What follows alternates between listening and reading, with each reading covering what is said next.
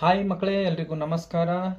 ಈ ವರ್ಷ 2026ರಂದು ವಿಜ್ಞಾನದ ಪಠ್ಯಕ್ರಮ ಸ್ವಲ್ಪ ಬದಲಾವಣೆಯನ್ನು ಮಾಡಿದ್ದಾರೆ. ಜೊತೆಗೆ ವಿಜ್ಞಾನದ ಪುಸ್ತಕ ಹೆಸರು ಕೂಡ ಬದಲಾವಣೆ ಮಾಡಿದ್ದಾರೆ. ಇಲ್ಲಿ ವಿಜ್ಞಾನದ ಕುತೂಹಲ ಅಂತಕ್ಕಂಥದ್ದು 8ನೇ ತರಗತಿಗೆ ನೀಡಿದ್ದಾರೆ.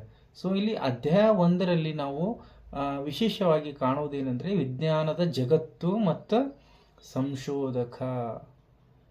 ಹಾಗಂದ್ರೆ ಏನು? ವಿಜ್ಞಾನ ಅಂದರೆ ಏನು?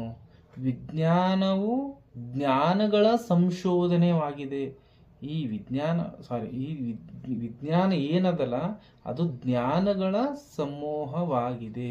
ಸೊ ಪ್ರಕೃತಿಯಲ್ಲಿ ನಡೆಯುವ ಘಟನೆಗಳು ಅವಲೋಕಿಸಿ, ಪರಿಶೀಲಿಸಿ ಮತ್ತು ಪ್ರಯೋಗಗಳ ಮೂಲಕ ಅದನ್ನು ತಿಳಿದುಕೊಳ್ಳುವುದೇ ವಿಜ್ಞಾನ. ಯಾವುದೇ ಒಂದು ಪ್ರಕೃತಿಯಲ್ಲಿ ನಡೆಯುವ ಘಟನೆಗಳನ್ನು ಅದನ್ನು ಏನು ಮಾಡಬೇಕಂದ್ರೆ ಫಸ್ಟ್ ಅದನ್ನು ಅವಲೋಕನೆ ಮಾಡಬೇಕು. ಅದಾದ ನಂತರ ಅದನ್ನು ಪರಿಶೀಲನೆ ಆದ ನಂತರ ಪ್ರಯೋಗಗಳ ಮೂಲಕ ಅದನ್ನು ತಿಳಿದುಕೊಂಡಾಗ ಅದು ನಾವು ವಿಜ್ಞಾನ ಅಂತ ಕರಿತೀವಿ. ವಿಜ್ಞಾನವು ನಮ್ಮ ದೈನಂದಿನ ಜೀವನಕ್ಕೆ ಬಹಳ ಬಹಳ ಮಹತ್ವವಾಗಿದೆ.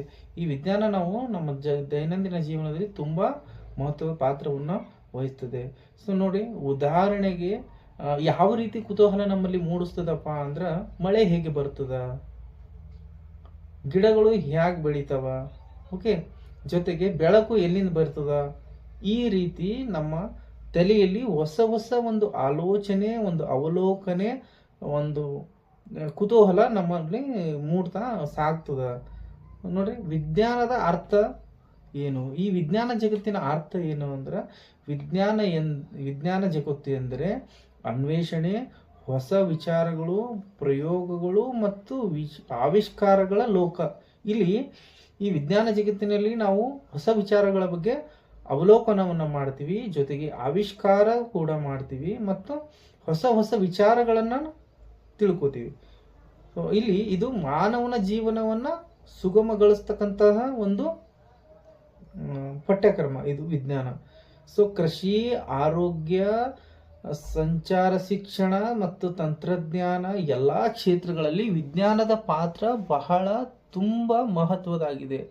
ಸೊ ಅದಕ್ಕೋಸ್ಕರ ನಾವು ಈ ನಮ್ಮ 8ನೇ ತರಗತಿಯಲ್ಲಿ ವಿಜ್ಞಾನದ ಕುತೂಹಲದ ಬಗ್ಗೆ ಈ ಪಾಠದಲ್ಲಿ ನಮಗೇನು ಸಿಗ್ತದಪ್ಪ ಅಂದ್ರೆ, ನಾವು ಯಾವ ರೀತಿ ಒಂದು ಪ್ರಶ್ನೆಯನ್ನ ನಮ್ಮ ತಲೆಯಲ್ಲಿ ಹುಟ್ಟಾಗ್ತದ, ನಮ್ಮ ಮೆದುಳಲ್ಲಿ ಯಾವ ರೀತಿ ಹುಟ್ಟಾಗ್ತದ ಮತ್ತು ಅದರ ಉತ್ತರಗಳನ್ನು ಯಾವ ರೀತಿ ನಾವು ಕಂಡುಕೊಳ್ಬೇಕಂತದನ್ನು ನಾವು ಇಲ್ಲಿ ನೋಡ್ತಾ ಬರ್ತೀವಿ.